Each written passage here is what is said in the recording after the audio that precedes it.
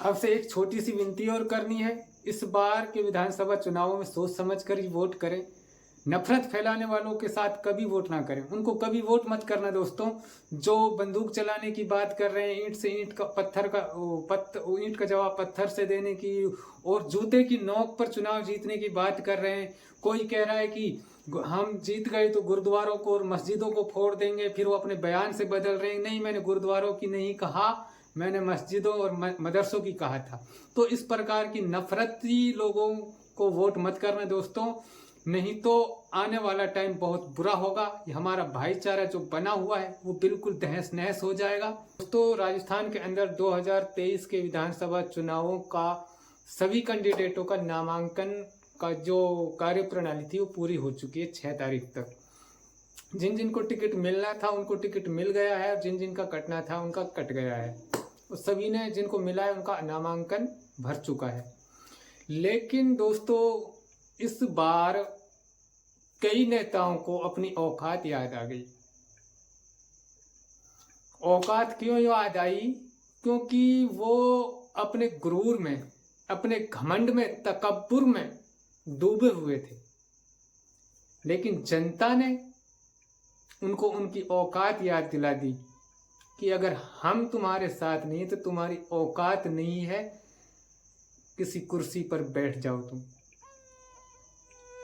जी हाँ, ऐसा ही हुआ है कई नेताओं के साथ।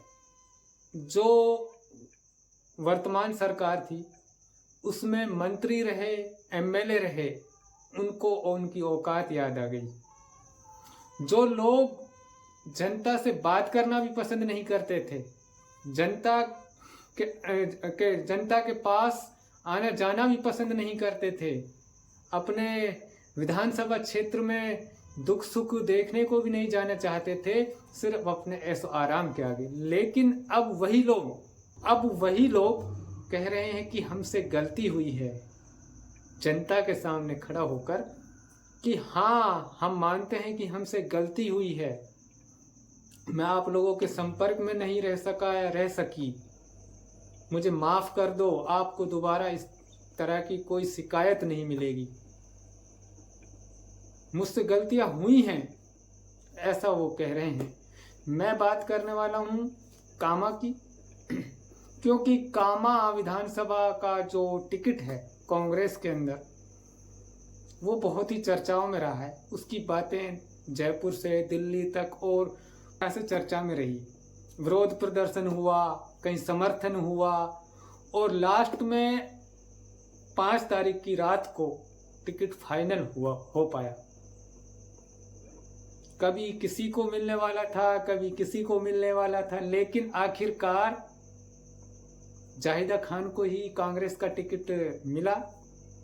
और अब वो जनता के बीच में आकर कह रही हैं कि मुझसे गलती हुई है, आप लोग मुझे माफ कर दो, मैं आप लोगों से संपर्क नहीं बना सकी, आप लोगों के बीच में नहीं रह सकी, आपकी समस्याओं को नहीं जान सकी, मुझसे गलती हुई है, आगे से ये गलती नहीं होगी।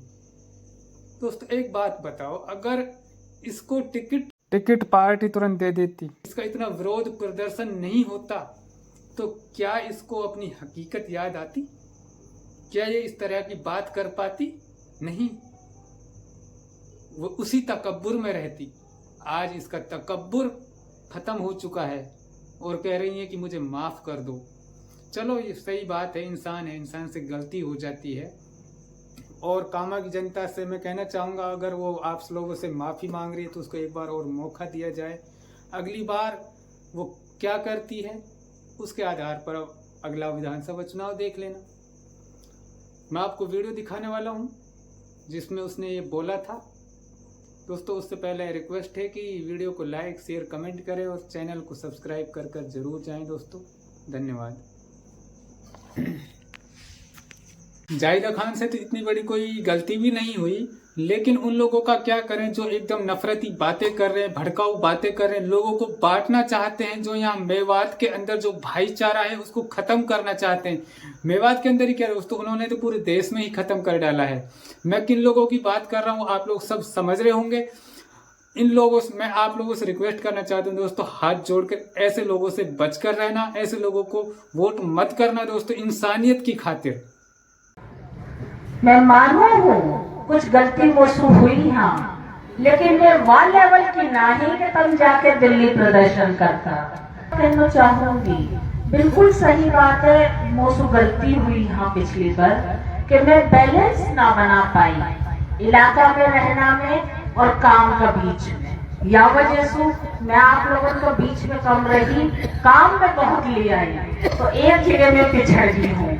लेकिन अब की बार मैं आप सब यह यकीन दिलाना चाहूँ हूँ, और यकीन दिलाना से पहले मैं आप सब लोगों से माफी भी मांगना चाहूँ हूँ कि इंसान हूँ, मुझसे गलती होगी, वह आप सब लोग दिल से निकालो।